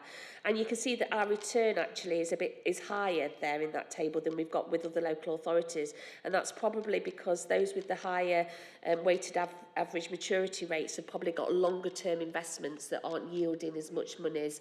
They're probably locked into some longer term investments. 4.5 of the report is probably where we need to focus, and where we probably focus in future meetings, and that's around the compliance. So there's a number of Treasury management prudential indicators that we set within our Treasury management strategy, which is approved by Council every year, and we monitor against those indicators in terms of our compliance. So it's very, very tightly constrained in terms of our management of our Treasury portfolio and our Treasury management strategy. And you can see there that we've complied with all of our investment limits. And then if you turn over the page, we've got full compliance on our debt limits as well. Interesting on table 10, 4.56 of the report, this is probably one of the things that I need to highlight, is if you look at the bottom part of that table, the first block, you'll see investments and new borrowing. And you can see there from the end of March 2023, where we'd got, in effect, £11.4 million worth of available cash for investment over the year. As an authority, we move into a borrowing position, and you can see that borrowing requirement increases right up until the forecast in 2028. So that's a big shift for the local authority, and that's probably is a result of local councils' reserves reducing and our ability to be able to internally cash flow our capital programmes that leads us to a borrowing requirement. Those borrowing requirements are still within our treasury limits, but it is, and have also been contained within our medium financial plan in terms of the cost of borrowing at those particular levels. So they're the main items of the report that I really wanted to highlight to you. And as I said, hopefully in future we'll be able to bring something to you that's a little bit more appropriate for this committee. Thank you. Thank you for that report and the summarised presentation of that report. Does anyone have any questions or queries? Councillor Kerr? Yeah, firstly, I know this is a very technical report, and it actually slightly worries me because it goes from Cabinet to Council, and I'm not sure that that is more than a duty to get this data into the public domain. And I think it's important that this data remains available for those who like these sorts of technical reports. So I hope that that will continue to happen, but I'm not sure that it's actually got a great value in going all the way through to Council for that, although it's expected of us. So to actually have a comment about whether this is the most important style of report, not to come here, but to go to full Council would be useful, or whether that is just something we have to do. My second question is a point of clarification, and I think it's a bit of concern. Back to table 10, which you mentioned, and it talks about new borrowing, and that is incrementally going up from 95 million for this year, this current year, that year actual. This is the current year, I think, up to 28, and it increments upwards. So I'm not sure if that is new borrowing per annum or whether it's new borrowing in terms of total. I'm certainly hoping it's in total and not per year, because if it's per year, then we've got a real issue on our hands. And that relates also to table 11, where we're looking at the maturity structure of borrowing. And yes, from the standstill position of the council to say that we're borrowing normally over 40 years, which is a very long period of time. Your mortgage is normally 25 or 30 years. So some of the things that we are doing now, we are expecting to be paid for, and not completely paid for a whole generation to have gone past. And some of the things that we are buying now will no longer exist in a generation's time. So this is debt that we're pushing forward for future generations, and ethically, I find that quite challenging. And it's clearly not. It's an ethical issue. It's something that I think comes back to us as councillors. But in my interpretation of what's happening, I think it's something we need to be clear about and to see if people really are comfortable with that. Okay, thank you, Councillor Kerr. In terms of full council, it's part of the constitution that full council have. They take the Treasury Management Report as part of the constitution. I totally agree with you in terms of the format and how that information is portrayed among members is something we need to look at beyond this committee. So I absolutely accept that. Table 10 is total; it's not each year. So just to reassure you about that. And in terms of borrowing over 40 years, or the length of borrowing, just to try and assure you, we only borrow over the life of the asset, so what's applicable for that particular asset. Not every loan is over 40 years, so it would only be if that asset was still there in 40 years' time would allow us to do that. So for IT, for example, we wouldn't borrow over 40 years for IT investment. That's usually over a maximum of 5 years, sometimes 3 years, because of the life of the IT. So the borrowing is over what's applicable for the life of the particular asset. There's highways infrastructure. There's a whole raft of things. So external audit are. It's very much part of the audit regime in terms of the scrutiny that we have on our borrowing and our depreciation and the way that we deal with our assets. Can I just come back on that highway borrowing and assets? We've currently got Victoria and Albert Street being rebuilt. It was previously rebuilt.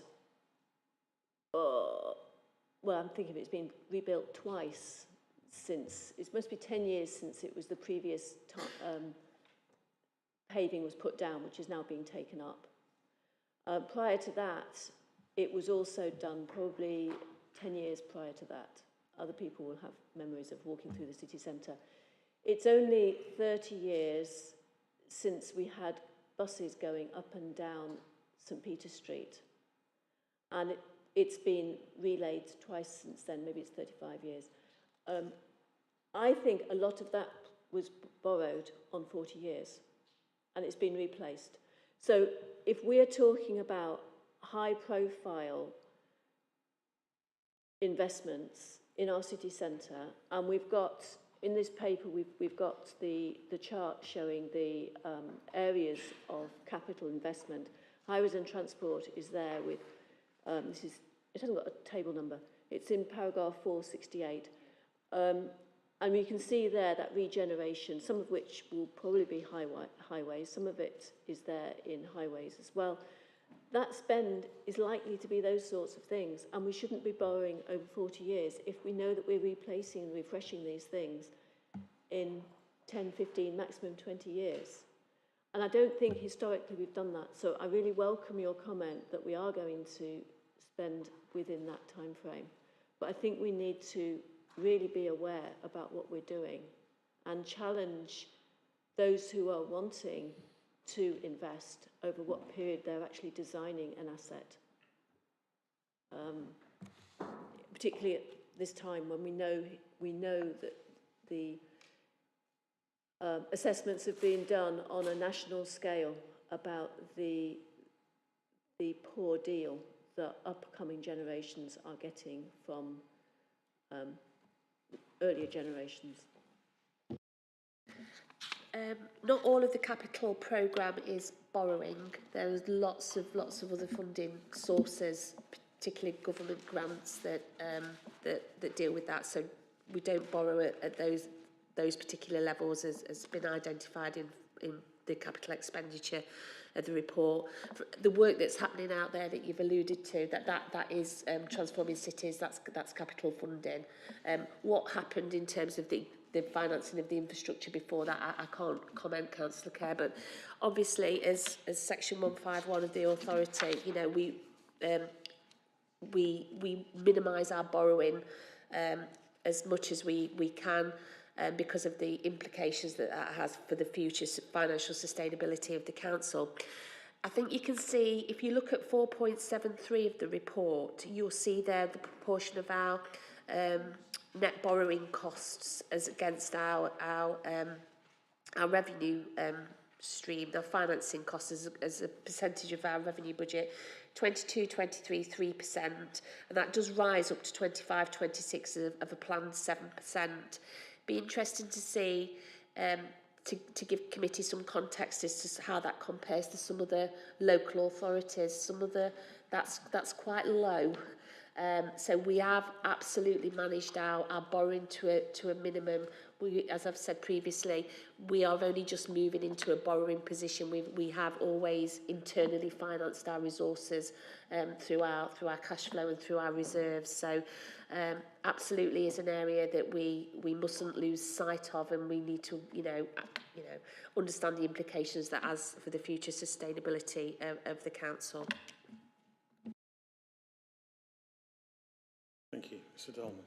Just I think what Alison's basically done is she's providing us some assurance that the council policy is very prudent policy, very risk averse. We're going into short-term borrowing rather than long-term borrowing because that's obviously the nature of the markets at this point in time.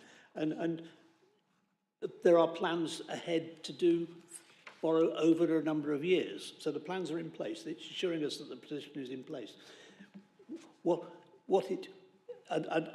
That key point that we made at the end there about the percentage of net revenue stream 7%, it is low because I mean you've got some local authorities in the country which are causing enormous problems because they've invested, in some cases, billions of pounds in external investments, and they're getting into big trouble.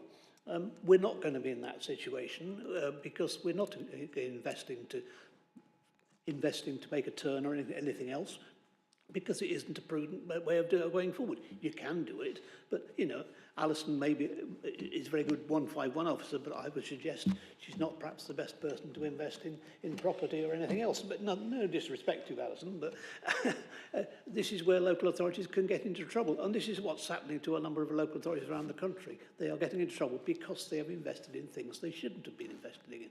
And you know, we come back to the external auditor and the lack of external auditor. You know, if the external auditor had been around in some of those, certainly if I'd been the external auditor, I would have said something about it. But, you know, we're being assured basically that we had a prudent situation, we're following a prudent way forward, and I wouldn't say everything is hunky-dory, because, you know, everything is on target and within the ranges expected. Thank you. Just personal. Mr. Tolman? Thank you. Couple of questions again. Might be a bit naive. Alison, this on table 11, this is sort of I think there might be a mistake in it. It might just be the way it's presented. So I think column 2, which is the upper limit, is a cumulative percentages, whereas your column 2, the actual, are interval figures. They're not cumulative. So by definition, if 23.9% is up to a year, that's got to fail the up to 2 years as well, and you've got a green tick. So I just think you need cumulative in both if you to compare like with like. So it can be, you know, I'm not saying it's a big issue, but you know, in terms of what are we crossing and ticking, I think it's a bit misleading. Would you agree? Do you know what I'm trying to say? Yeah, I'd need to have a look at it, to be absolutely honest. If up to 2 years, the upper limit is 20%, and we know that 23.9% is already at the year mark, it has to fail on both. It has to fail on both. The point around that was not so much picking hole in the table, but more around just my understanding where we're going outside of tolerance. How are they approved, and what oversight is given to that approval? So we've the out of tolerance on this particular table is a strategy that we've developed. It's a conscious effort because we've done short-term borrowing because of the interest rates. So that's not that non-compliance is a measured non-compliance really, and it was a course of decisive action. In terms of the prudential indicators and the treasury management strategy identify what the borrowing levels and limits are, and as long as we operate within that, then those delegations are given to officers to be able to do that. So I will approve borrowing, for example, within a defined range that's part of the prudential indicators. I hope that answers your question. Sure. Sort of. But yeah, it was. Does it answer the question? Totally accept it makes sense to borrow short, because it's that's against the technical strategy. It was more around how do we sort of approve that? What oversight is given to that approval outside that written down strategy? Does it just happen, or is there some oversight of that happening? So we've borrowed short deliberately, yeah, good thing to do. But what's the check and balance to make sure it is the right thing to do? Yeah. So we have Treasury advisors, all enclosed, that we meet with regularly, and we get their professional opinions and directions in terms of what the best strategies are. We work very closely with them on that. So yeah, professional advisors. Sorry, can I just another question? Sorry. Yeah, it's the Treasury Management strategy which lays down those recommendations, isn't it, which would have been approved by Cabinet. Do you report back to Cabinet that, other than in this document, that you haven't complied with the strategy? This report is the report that would go back to Cabinet. So the lack of compliance with the strategy is reported to Cabinet through this report. Right, thank you. Yes. That's helpful. And then this is, sorry, Alison, it's going to come to you. I'm really... I'm not a treasury expert. No, I know. Well, maybe it can be taken away. I was just confused. So, table 6 on page 8 talks about credit scores and credit ratings of A+. And with another table on page 13 that talks about credit scores and targets and actuals, and they're very different. And I just wanted to get some understanding around what's the difference between table 13 and the credit score and table 6 and the credit scores. Or if we can take that offline, that's fine, because I don't want to bog the council down with minutiae. But the problem is, the more you give people, the more you're going to get asked. I think quickly, just to answer that, I think the table 6 is our credit score in terms of our investments, and I think table 13 is where we are investing in other portfolios in terms of the security that we expect from and the protection of our investments, as opposed to borrowing. Okay, I think that makes sense. That probably ties in then with paragraph 4.62, which is my final question, which is just around local authorities being assigned AAA ratings. And there's a lot of noise, as we've talked about over a number of times, about some local authorities aren't as perhaps robust as others. And is it right that we are classifying all our local authority deposits, if you like, or investments as AAA? Could that come back and bite us?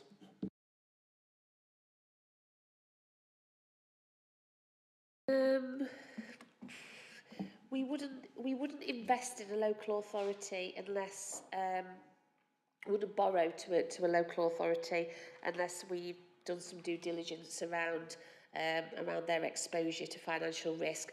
We have a schedule of places where we can invest monies that is done by our Treasury advisors, so there's due diligence is done in that. I totally accept that, local authorities are moving to a position where they're probably not as cash rich and not as stable as what they've been in the past. Maybe those credit scores will change in the future. I just think we should objectively assign each authority we're dealing with rather than just blanket AAA them. I really do. But at the moment they're not. Yeah, we do. We absolutely do the due diligence around each investment. Okay. All right, it just reads that everyone gets AAA regardless. That's how it read to me. Yeah, we wouldn't be lending, for example, to authorities that are in financial crisis. That would be part of our advisors' due diligence. Thank you. Councillor Wright. Yeah, I mean, although I've got no financial background at all, I welcome that we've got the full picture, but your suggestion that we actually have some sort of key issues or focusing our attention, I think would be useful. But having said that, my reading this was immediately drawn to table 10 and that line on new borrowing.